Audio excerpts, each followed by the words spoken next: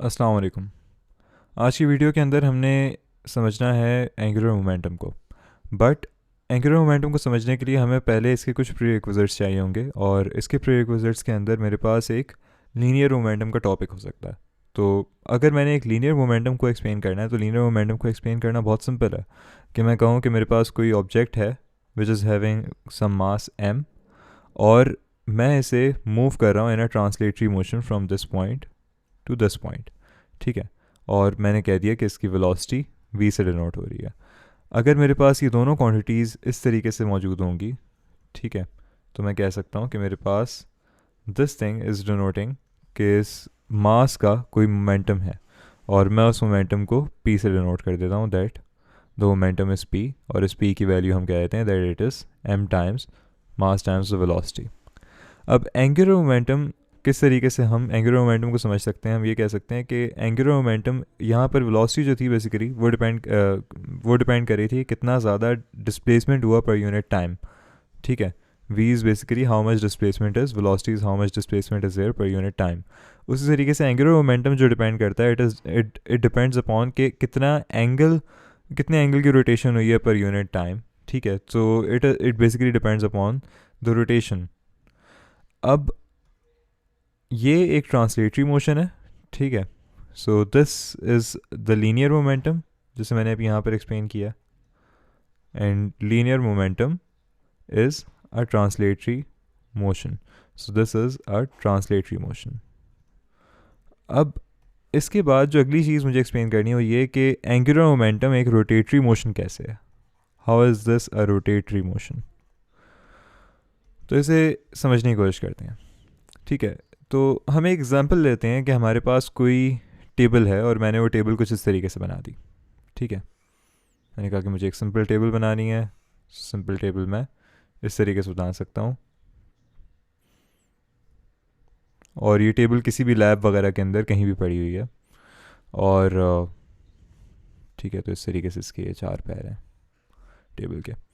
अब मैं कहता हूँ कि मेरे पास ये जो टेबल है, इस टेबल के ऊपर मैंने एक सेंट्रल पॉइंट इसका मार्क कर दिया, और मैंने इसे कह दिया कि ये पॉइंट है पॉइंट ऑफ ओरिजिन। फिर मैंने कहा कि मेरे पास ये जो टेबल है इसके अंदर इसके अंदर मैंने यहाँ पर एक नेल लगा दी। ठीक है, कोई भी कील वगैरह मैं यहाँ पर लगा दी, और मैंने उसके थ्रू एक स्ट्रिंग के ज़रिए मैंने एक बॉल को टाई कर दिया। ठीक है, and that ball is over here.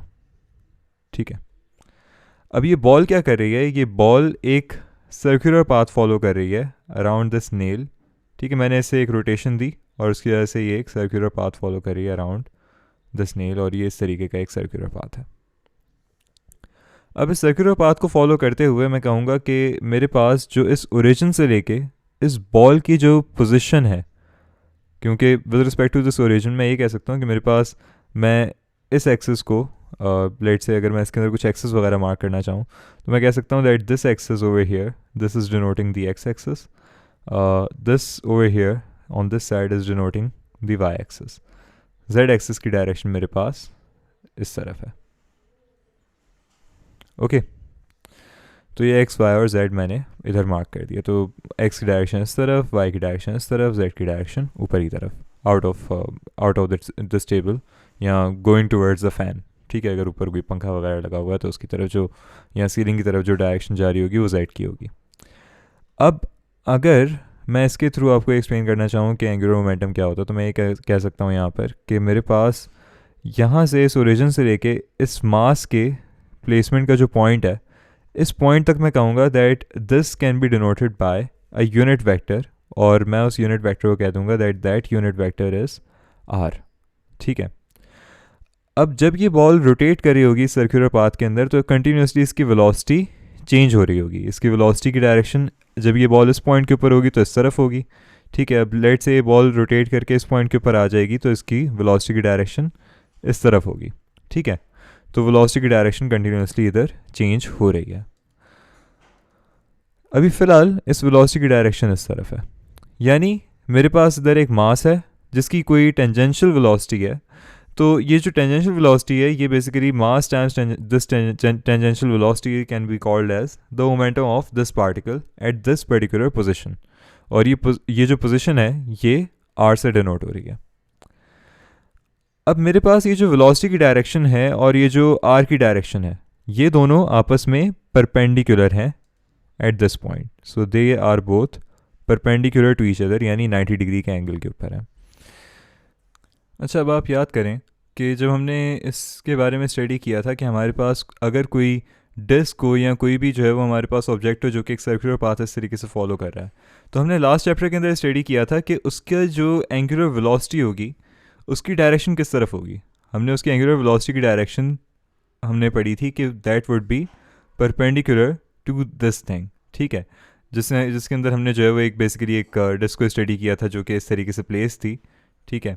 और मैंने आपको इस बारे में एक्सप्लेन किया था कि लेट से ये इसका सेंट्रल पॉइंट है, तो अगर मेरे पास कोई ऑब्जेक्ट है जो कि इस तरीके से, अगर फॉर एग्जांपल ये कोई डिस्क है या ये कोई ऑब्जेक्ट है जो कि इस पॉइंट को फॉलो करते हुए एक सर्कुलर पाथ में रोटेट कर रहा है, तो मैंने इसके बारे में एक्सप्लेन किया था कि अगर this thing is basically denoting out of the page और ये पार्ट इनटू द पेज जा रहा है, ठीक है, तो मेरे पास by the curling of the finger मैं ये शो कर सकता हूँ कि मेरे पास ये जो डायरेक्शन है, अगर मैं राइट हैंड को यूज़ करूँ तो मैं अगर अपनी फिंगर्स को इस डायरेक्शन के अंदर पॉइंट करूँ जिसमें इसकी रोटेशन हो रही है, तो एंगुलर वेलोसिटी की direction out of the page होगी। बिल्कुल उसी तरीके से यहाँ पर ये जो ऑब्जेक्ट है ये इस तरीके से एक सर्कुलर पाथ फॉलो कर रहा है, तो एंगुलर वेलोसिटी की डायरेक्शन किस तरफ होगी, ऊपर की तरफ, यानी सीलिंग की तरफ इसकी डायरेक्शन हो जाएगी।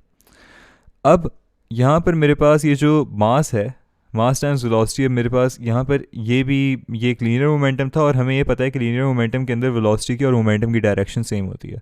उसी तरीके से एंगुलर मोमेंटम के अंदर एंगुलर वेलोसिटी की और एंगुलर मोमेंटम की डायरेक्शन सेम होती है, ठीक है। तो हमारे पास जो एंगुलर मोमेंटम की डायरेक्शन होगी वो भी उसी तरफ होगी जिस तरफ एंगुलर वेलोसिटी की डायरेक्शन है। So angular momentum will be towards the ceiling, या अगर ये दोनों एक्स और वाई डायरेक्शन के अंदर है तो angular momentum would be in the Z direction, ठीक है।